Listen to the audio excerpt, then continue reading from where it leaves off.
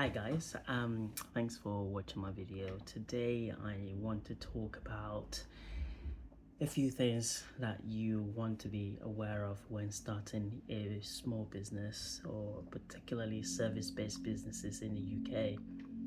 I have had about 15 years of experience, 15 years running a cleaning business, and I've also run an e-commerce business, a retail business, and done a bit of a software as well. So that's given me quite a wide range of the things that you should be aware of when starting a business in general in the UK. I decided that I want to use this kind of blog to record some of my experiences. So pardon me, there's a laid back approach, but if it benefits you, fair enough. And if you don't like it, fair enough. But for those of you who are interested, there are about 10 points I've put together today that I feel like you need to be aware of for a good, successful business from conception to scaling up and maybe selling it off or growing it to a much bigger scale than you could even ever imagine. One of the first things that I have noted down here is failing to register your business properly. Now, you can start businesses unofficially to test the waters, but when you start doing things properly, you need to register. And one of the implications of not registering properly is things like the insurance. If there's an accident and you were asked questions or taken to court and you're found to not have a proper business, if you have an insurance, it will be null and void. But I question if you could get an insurance even if you don't have a proper business registered. So you need to register your businesses properly to start with. And it also gives you things like you can be verified, you can get yourself on listings, because without a proper business, those listings would not be able to verify your profile effectively. So it's essential that you either register yourself as a sole trader or a limited company. The second point number two, is underpricing your services. Obviously, at this point, hopefully you have discovered the purpose of your business and you realize that there is a need for it. If you haven't, you need to. But let's say you've got a purpose, like in my case, I offer a cleaning service. I need to know the price of what is going for. And actually, I fell for this particular one, which is underpricing myself. I used to charge way below the average rate per hour at the time. And if I do a job, I used to charge maybe about 75% cheap to the average, and my quality of work was above standard. So I've not priced myself very well. And the reason why this is important is you might find yourself putting a lot of effort and resources into you running your business, but you're not getting enough in return. It's okay to do this in a short period when it's just yourself, when you're still testing the waters, when you're hoping to identify secure place in the market. But not okay if you have staff or you have high overheads and you need to be able to cover those costs, so you don't want to undercut yourself. The third point number three, is lack of contract and agreement. Unfortunately, someone who wants to provide a service, you have goodwill mostly. Not all customers understand your concept of goodwill, so you want to make sure you define that. In case of cleaning, for example, you might be cleaning a shared office, and then your customer might expect you to do certain areas of the office, and you didn't think you needed to do that because it's not their jurisdiction.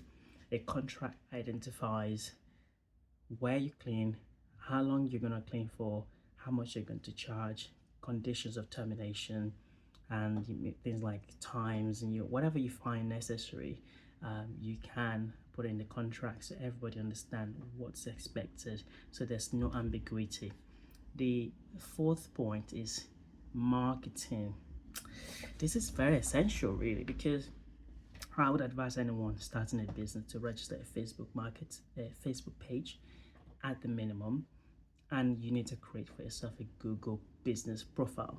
a Google business profile is actually more important when you begin to go serious in your business.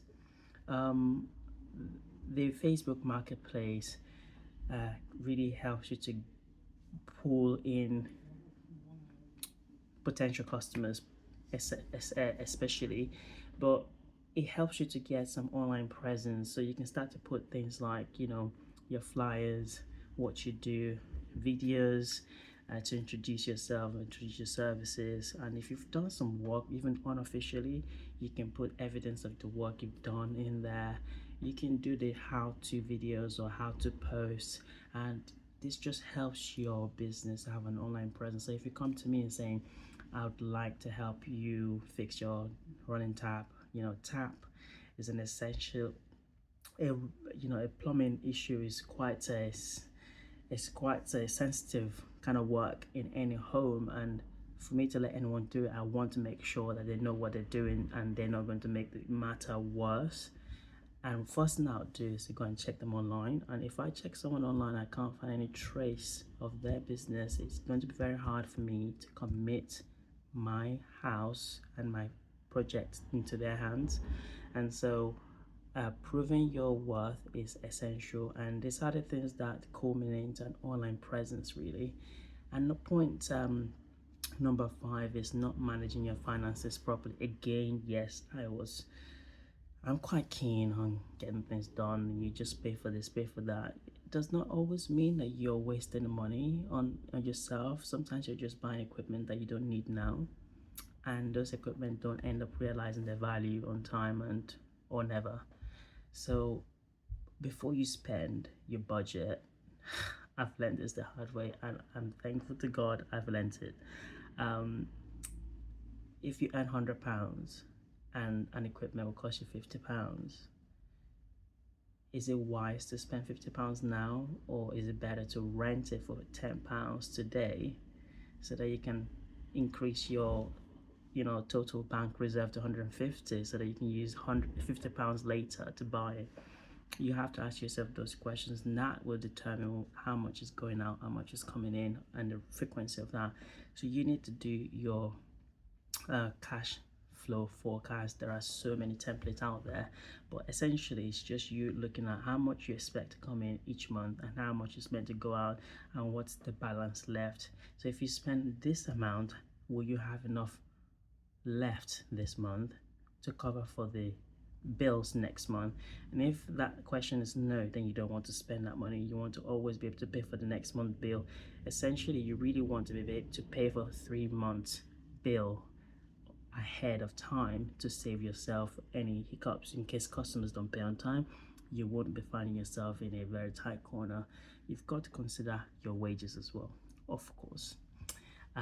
Point number 6 is trying to do everything alone. I have learned the hard way. I mean, I'm good at marketing now, but I'm good at, I know what I need, but I'm not good at delivering those things. So a business person, you know what you need, but you're not supposed to be the expert in all of these things, because your area is to sell the business, is to promote the business, is to ensure that every part of the business is running effectively.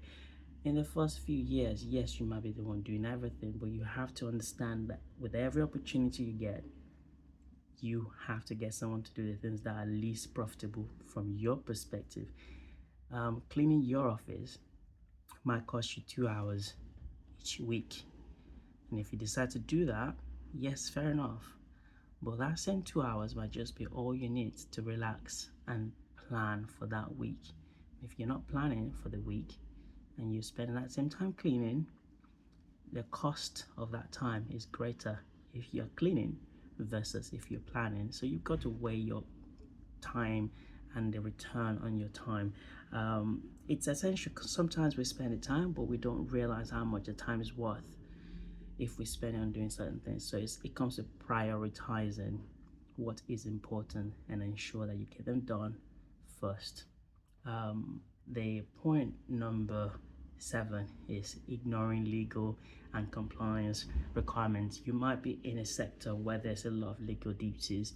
So if you're in healthcare, for example, you have the CQC, you have some other bodies that regulate that space, and you have to ensure you know what to do for every requirement, and you have to keep yourself compliant. Because if anything happens and someone's in trouble and you happen to be related to that incident, they will want you to show that you're compliant in order to prove yourself not guilty. And so that's why you want to make sure.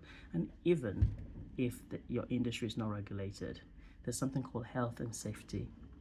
It covers everybody. And if you're working in a place like for me cleaning, if I have not considered risk assessment for the work I'm doing and someone trips and hit their back and breaks their back, God forbid, but it could happen, then I will be asked questions. What have I done to mitigate that? If I've done all I should, then I will be left off the hook because I've done what I should be able to do. But I only do that because I understand what my legal duties are. And then point number 8.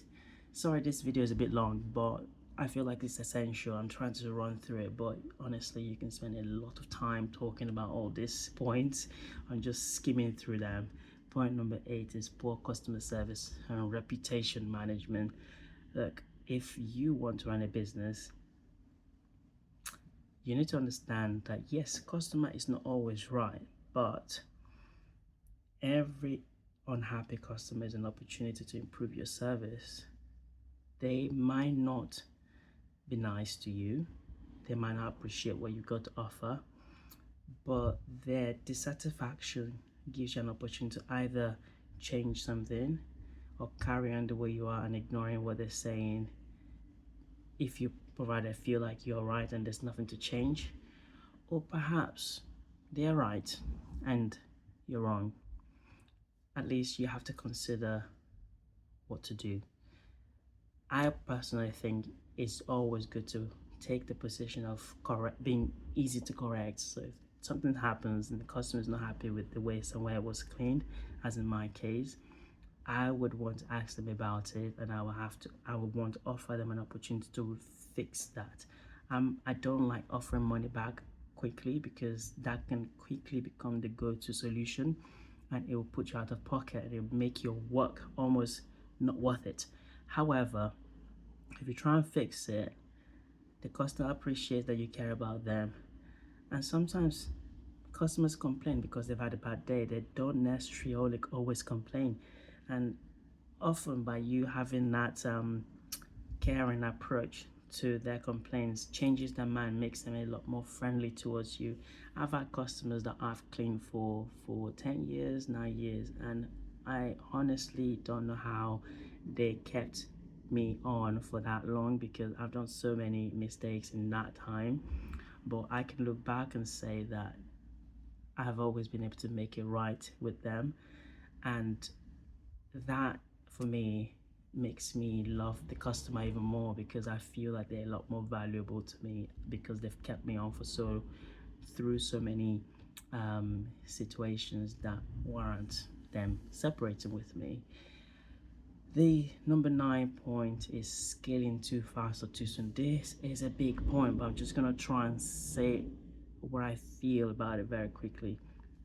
If you're running a business and your dream is to make £1,000,000, you're most likely going to do the wrong things because you will be looking at just the money and trying to spend money to make more money fast, spend so much on marketing, blah blah blah.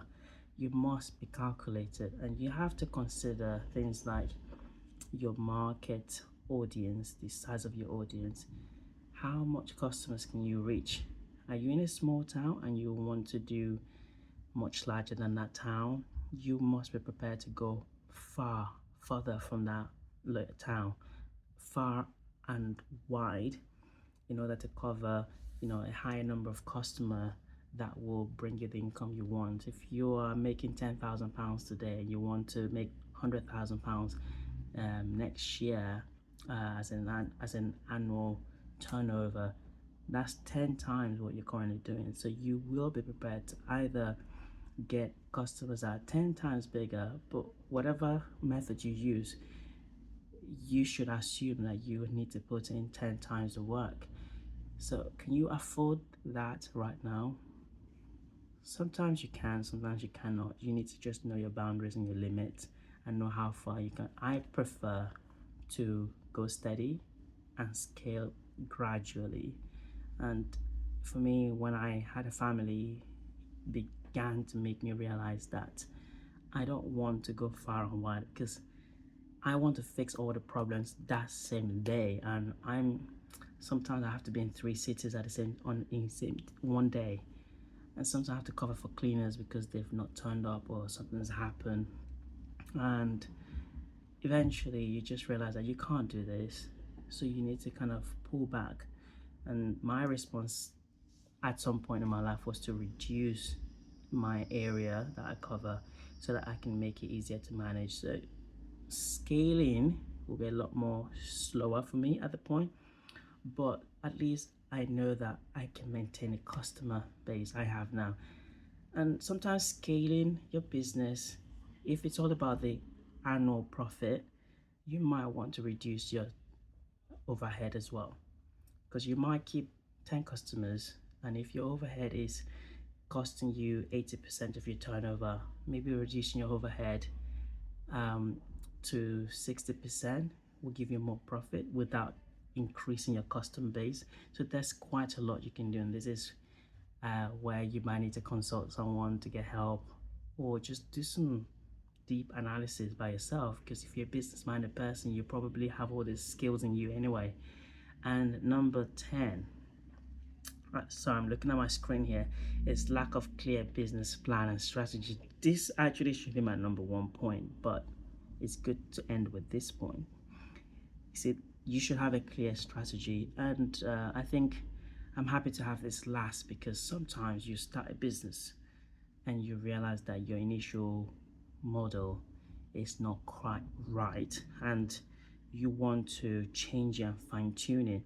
With every fine-tuning, that model should be clearer, should have a stronger focus, and should be able to achieve your objective. And you have to continually do this.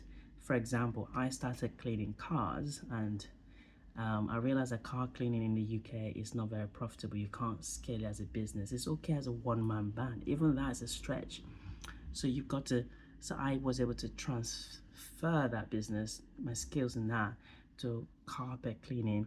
And again, I wanted something I can scale to make it bigger and stuff. And it became a domestic cleaning business. This all in between the space of 1 or 2 years. And the domestic business, I realized it wasn't quite consistent. I want consistent clientele. I want jobs that are consistent. I can employ someone full-time and knowing that they're going to have this number of hours each week and they'll do them. So I realized I needed to go into commercial, and I navigated into commercial cleaning, and that's kind of like how I was able to find my sweet spot. So you need to have clear business objective, and if you don't have it, it doesn't mean you're in the wrong business, but you've got to continually search for it. These are all the points I have. I hope this video has been helpful. If it has, please give it a like, and if you have any questions, please just comment in the link below. I just started running a consulting service called Nimble Legacy, so you can find it on nimblelegacy.co.uk. And yeah, thanks for watching. I wish you all the best in your business. If you're thinking of starting a business, honestly speaking, now is the time to start it. But just sit down and draw out a plan. Just doodle. What do you need to start this business?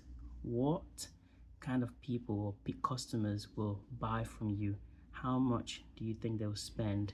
And put that together and put the income versus the cost down. Don't forget your time. Put the time and the resources together and weigh them side by side and look at how viable that business is. If it looks not very viable, just keep fine-tuning it. And when you find a sweet spot, you feel like you can start something, then trial it, test it, see how well you can go. All right, anyway, adios. Thanks for watching.